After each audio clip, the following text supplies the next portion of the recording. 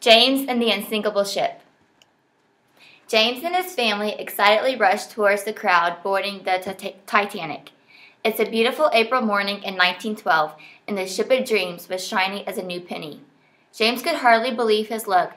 None of his friends had ever even stepped on foot of a ship before. The crowd anxiously pressed against each other, everyone wanting to be the first on board. A group of businessmen next to James were discussing the numerous safety precautions that Mr. Andrews had taken when building the Titanic. "This ship will never sink. She's invincible," the tallest man announced, dusting flecks of dirt off his newly pressed suit. James was mesmerized by his words and couldn't help but slow down to hear more. Suddenly, the hand of his father was no longer clasped tightly in his, and James cried out in fear. He couldn't see his family in front of him. The people around him were blocking his view. What if his family boarded the ship without him? How would he even spot his father in this crowd? Mercifully, his father reached through the sea of people and grabbed James's arm. "I won't leave you, James," he assured his son. "Now stay close." For several weeks, all James had thought about was the Titanic. With its sparkling wooden decks, soft beds, and ceilings that reached to the heavens, the ship was far more glorious than his best dreams could have dreamed. His parents had allowed James to explore the ship if he took his baby sister Lily along.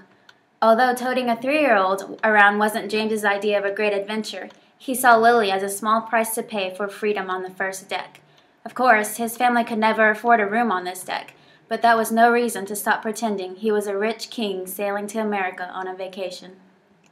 Laying in bed that night, James replayed his day over and over in his head. His head was filled with dreams of the wonderful days to come when his mother shook his arms. "Wake up, James! Wake up, Lily!" she cried. The boat was shaking violently and people were screaming everywhere. "The ship is sinking! We have to get on first deck!" James couldn't understand why they were all yelling. Didn't they know the ship was unsinkable? He allowed his mother to put on his life vest and hurried and his family up the nearest stairs. The first deck was chaos. "Women and children, only women and children on this boat." Lily and her mother rushed forward and quickly boarded the nearly full boat. "You have to get on board, son," James's father said quickly. "Look after your mother and sister for me." James's father pointed to the boat. James hesitated, not wanting to leave his father's side. "Get in the boat, James. I'll meet you later." Without warning, he lifted James into the boat and backed away. Sitting on the boat, James was surrounded by crying babies and mothers. He tried not to think of his father on the sinking ship, but held on to the hope that he would soon be holding his father's hand again.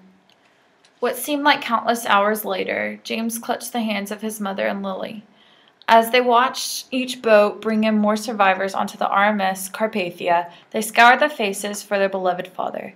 Just as they were giving up hope, one last boat was spotted, and even from the distance, James recognized the dark-haired man waving up at them.